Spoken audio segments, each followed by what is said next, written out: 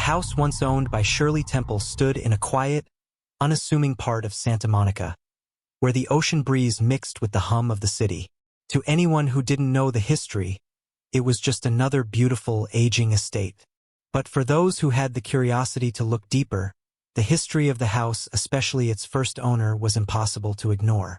Shirley Temple Black, the child star who became a symbol of innocence and hope during the Great Depression, had lived in that house for several decades, a life far removed from her childhood fame.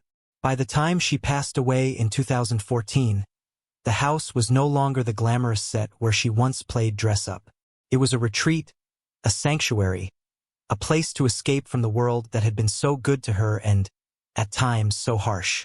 After her death, the house lingered in the market for a few years. It wasn't until 2018 that a young couple, Clara and Matt Dawson, first set their eyes on it. Both were drawn to the charm of the old home, its classical architecture, and the rumors of its past. They didn't just want a house. They wanted a story to be part of, a piece of history. But there was one part of the story they didn't fully grasp yet. The first night they spent in the house was a typical one for new homeowners, filled with unpacking, excitement, and the feeling of a new chapter. They sat in the spacious living room, sipping wine, admiring the elegant decor that had been untouched for years. The silence was almost too perfect until the first odd thing happened. It was just after midnight when Clara went to the kitchen to grab another bottle of wine. As she passed through the dark hallway, she noticed the old black and white photos hanging on the wall, pictures of Shirley Temple, no doubt, from her golden years. Clara smiled faintly. Then, out of the corner of her eye, she saw a movement, just a flicker but enough to make her pause. She turned, expecting to see a shadow caused by the dim hallway light. But there was nothing. She shrugged it off, blaming it on her imagination. But as the days wore on, the oddities began to grow more frequent. Matt woke one morning to find an antique music box playing on its own. It was one of Shirley's keepsakes, a little trinket Clara had found while going through the attic. The sound of the soft, tinkling melody filled the room, but the box wasn't turned on. Matt tried to rationalize it. Maybe it was a spring winding down, something mechanical malfunctioning. But there was no denying the unsettling feeling it left him with. Soon, more subtle occurrences began to weave their way into the fabric of their daily lives. Clara would sometimes hear faint whispers in the house, like the sound of a conversation drifting through the walls. Matt would catch glimpses of a small, childlike figure in the garden at dusk, though the figure never quite seemed to come into focus. And every now and then, there would be the soft tapping of tiny footsteps coming from the upstairs hall, though no one was ever there. It wasn't until Clara found the letter that things started to make sense.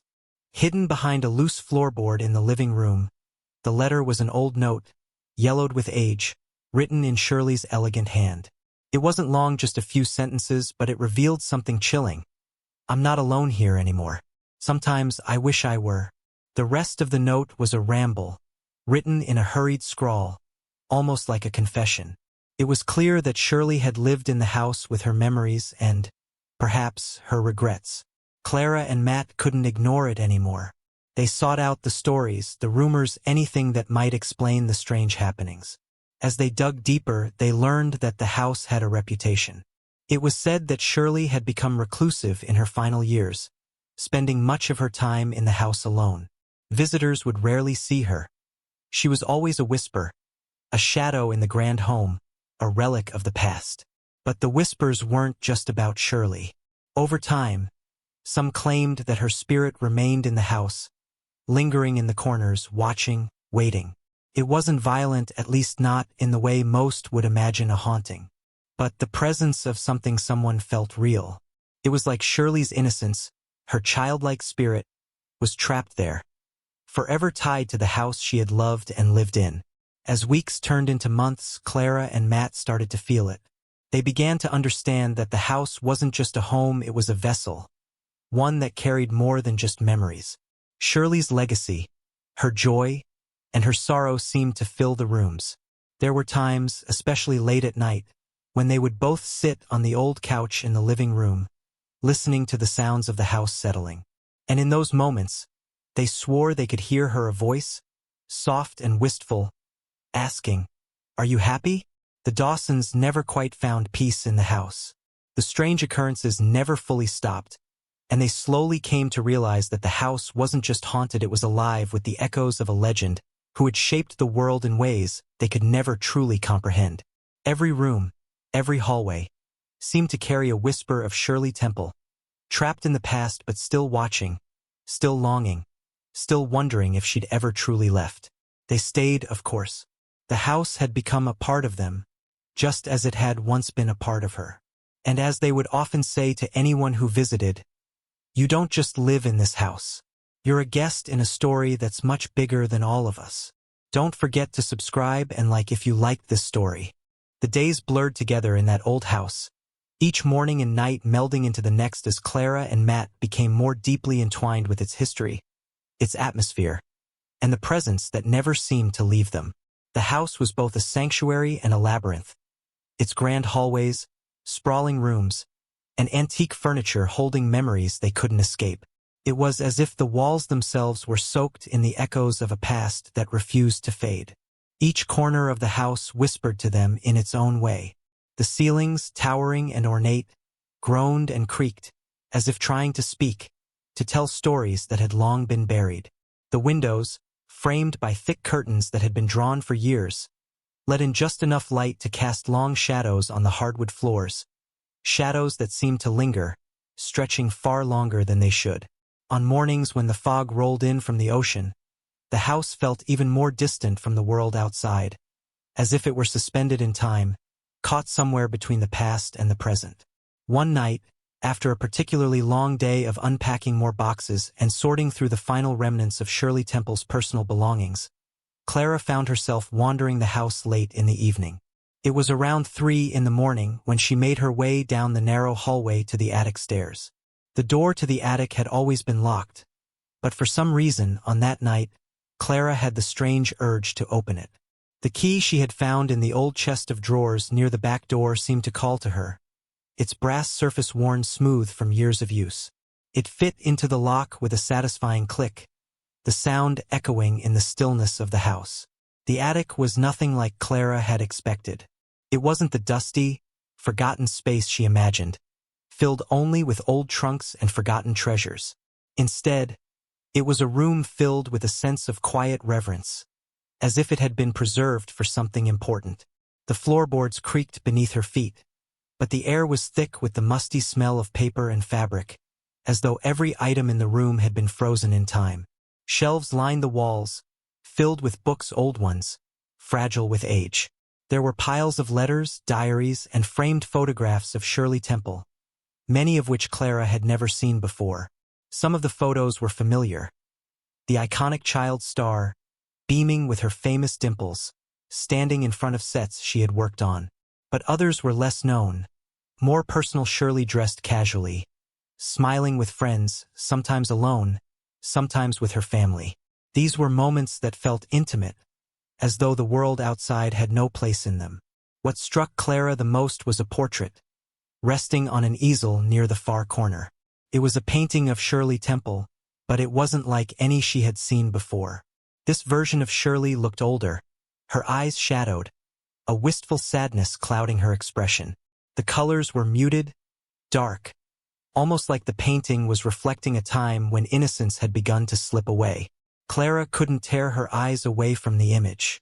It felt as though the painting was alive, watching her, waiting for something.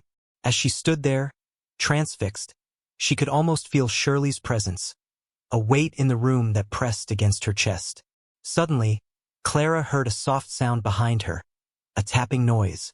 It was faint at first, almost imperceptible, like the sound of a fingernail gently tapping against wood.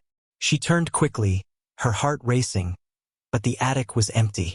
There was no one there. She stepped closer to the portrait, unsure of what to think. The tapping grew louder, more distinct. It seemed to come from the far corner of the room, near a stack of old trunks. Hesitant, Clara approached the source of the noise.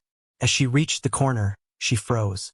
There, just beyond the edge of the trunk, was a small, delicate handprint, faint but unmistakable.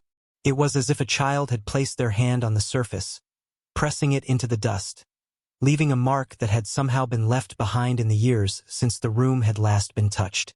Clara's breath caught in her throat as she knelt down to examine the handprint. The edges of the mark were soft, as though it had been there for years, a memory fading with time. But it was fresh, unmistakably recent. It was as though someone or something had just been there, in that very spot. Matt had been drifting in and out of sleep, his mind tangled in the exhaustion of the day. When Clara finally returned to their bedroom, her steps slow and deliberate. She didn't speak at first, but the look on her face said it all. Something had changed. He could see it in her eyes, the way she stood, hesitant and unsure, as if a shadow had come over her.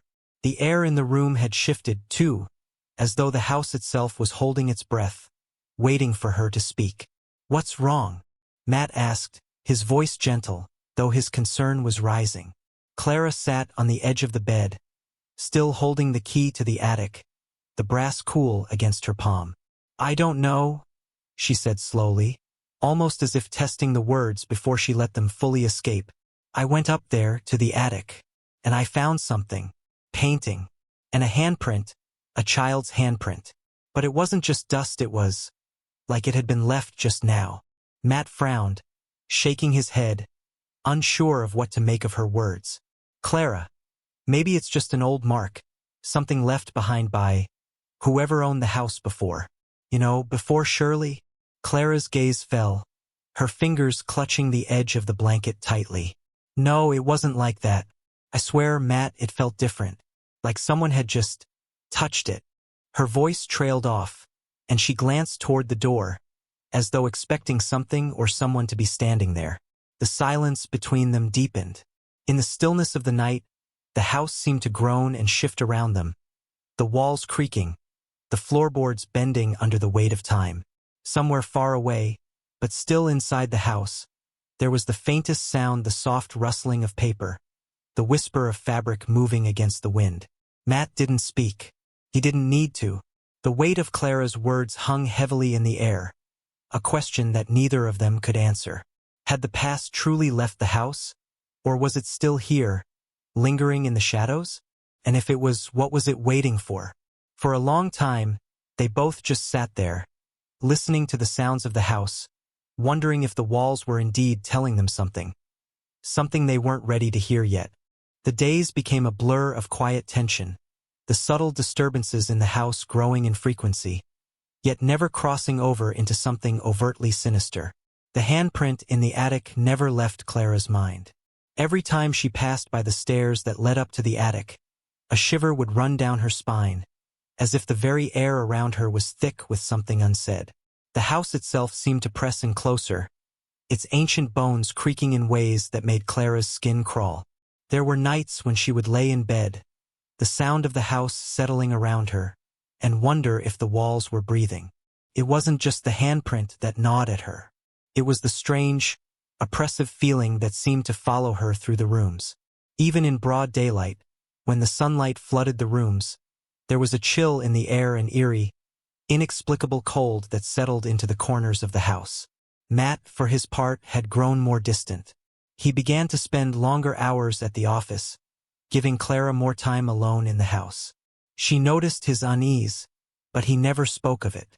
He would make excuses, saying that work was simply busy, but Clara could feel the distance growing between them, a silent rift carved out by the presence in the house. One afternoon, Clara ventured into the garden, hoping the fresh air would clear her mind. The garden was beautiful, a sprawling space that Shirley had once nurtured, its ivy-clad walls and overgrown hedges creating an illusion of a world completely separate from the outside one. The roses, though wild and tangled, still bloomed in vibrant reds and whites, their petals delicate and fragrant, filling the air with a heady perfume. Clara often wandered through the garden, feeling an odd comfort in the tangled beauty of it, as if Shirley's touch still lingered here. On this particular afternoon, the sky was overcast, the clouds rolling in thick and heavy, the air thick with the promise of rain. Clara sat down on the weathered stone bench beneath a large oak tree, the rough bark cool against her skin. As she sat there, Gazing at the flowers, she noticed something out of the corner of her eye, a flash of movement just beyond the hedge. A child. Her heart skipped a beat. It wasn't the first time she had seen the figure. She had dismissed it before, perhaps thinking it was the lingering remnants of her imagination, or the trick of the light. But this time it was clearer, more distinct. The child was dressed in an old-fashioned white dress, the kind one might see in a photograph from the 1930s. The little girl was standing by the fence, her small face partially obscured by a curtain of dark hair, her hands clasped tightly in front of her, staring at Clara with wide, unblinking eyes. Clara's breath caught in her throat. She knew it wasn't possible for a child to be standing there. Not in the way the figure was. The house, the garden, the entire property was isolated, far from any neighbors. The child couldn't have wandered onto their land, not without Clara noticing. She blinked, and in that moment the child was gone. No movement, no rustling of the leaves, no sign of a small figure running off. Just the empty space where the child had stood. Clara stood abruptly, her heart pounding. She looked around, her eyes scanning the edges of the garden. But there was nothing. No child. No sign of anyone. She returned to the house in a daze, her steps mechanical, her mind swirling with questions she couldn't answer. The child, who had she seen? Was it a trick of the light? A fleeting image conjured by her tired mind? Or something more sinister? Something from the house's past reaching out? That evening, as the darkness of night fell over the house, Clara sat in the living room with Matt, the two of them on opposite ends of the long, leather sofa. The flickering light of the fireplace cast shadows on the walls, stretching and twisting in ways that made the room feel alive, almost as if it were breathing with them. Clara opened her mouth to speak, but the words caught in her throat. She hadn't told Matt about the child in the garden. She wasn't sure how to explain it. It sounded too much like something out of a dream, an illusion, something her mind had created in the quiet, unyielding solitude of the house. But when she finally did speak, it wasn't about the child. "Matt," she said softly, the words slipping out before she could stop them. "Do you ever feel like the house is watching us?" Matt looked at her, his brow furrowing. He had been quiet lately, more withdrawn, his thoughts far away. He seemed different, as though something in him had shifted since they had moved into the house. His gaze lingered on Clara for a moment before he sighed, leaning forward, elbows resting on his knees. "I don't know what you mean," he said quietly, his voice distant. "The house is old, Clara. It's full of history. We've been here long enough now that we should be used to it." Clara shook her head, feeling an overwhelming sense of isolation creep in. She was used to the stillness, the quiet, but this was something else. The feeling of being watched, of being observed, was ever present, like 1,000 eyes peering out from the walls, the floors, the very air itself. Matt didn't seem to understand. He never did. The house was vast, filled with rooms that felt both cavernous and stifling. Sometimes, Clara would find herself wandering through the hallways late at night, following the echo of her footsteps, drawn to the corners of the house where shadows played tricks on her mind. One night, she found herself in the library, an enormous room lined with bookshelves that stretched from floor to ceiling. There were chairs near the windows, plush armchairs that invited long hours of reading. But that night Clara wasn't looking for comfort. She was looking for something, answers, perhaps, though she wasn't sure what the question was. She found an old book, bound in red leather, tucked between other volumes. It had no title, just intricate gold patterns etched into the cover, worn from years of handling. Clara opened it, flipping through the pages, though the handwriting inside was strange, looping and jagged. It wasn't a book of fiction or history, but something else, diary entries or perhaps letters. She couldn't understand most of the words, but one entry caught her eye. "They do not leave. The shadows of the past linger in these rooms, like memories that cannot fade. I fear that when I am gone, I will leave a part of myself behind, lost and forgotten. Perhaps this house will keep me, even when the world has let me go." Clara's pulse quickened as she read the words again, the chill of the room creeping into her bones. The handwriting was unmistakable. It was Shirley Temple's. The feeling in the room shifted then, the temperature dropping as Clara stood frozen, the book still open in her hands. She turned toward the door, sensing something or someone behind her.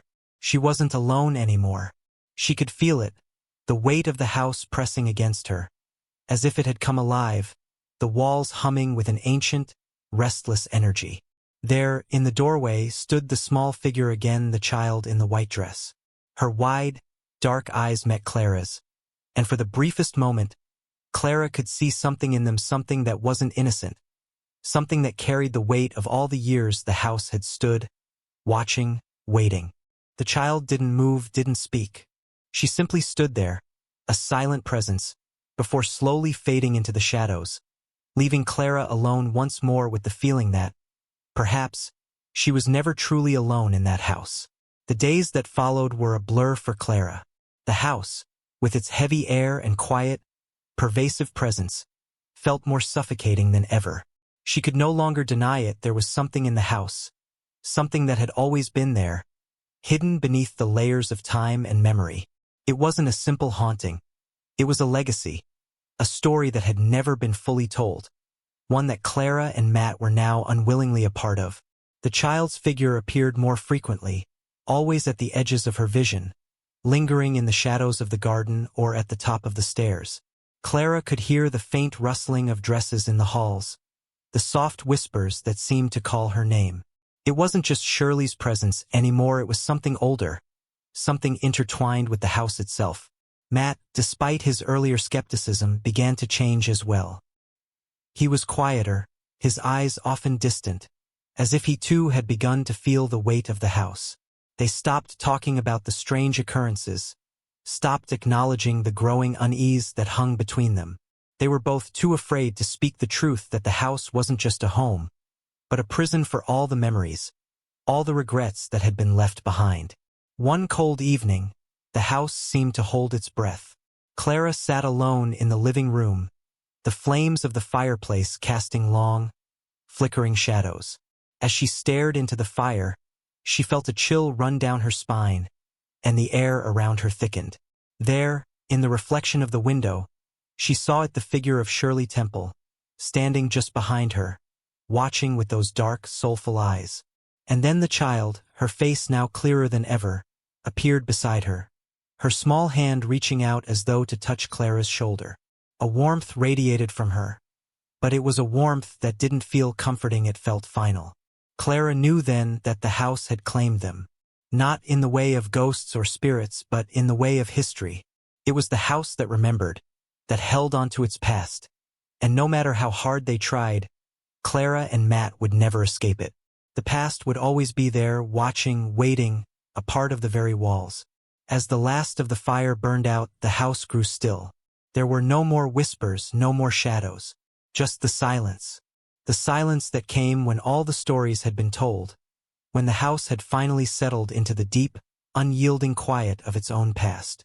And Clara and Matt were left, lost in it, forever part of the legend that Shirley Temple had never truly left behind. Don't forget to subscribe and like if you liked this story.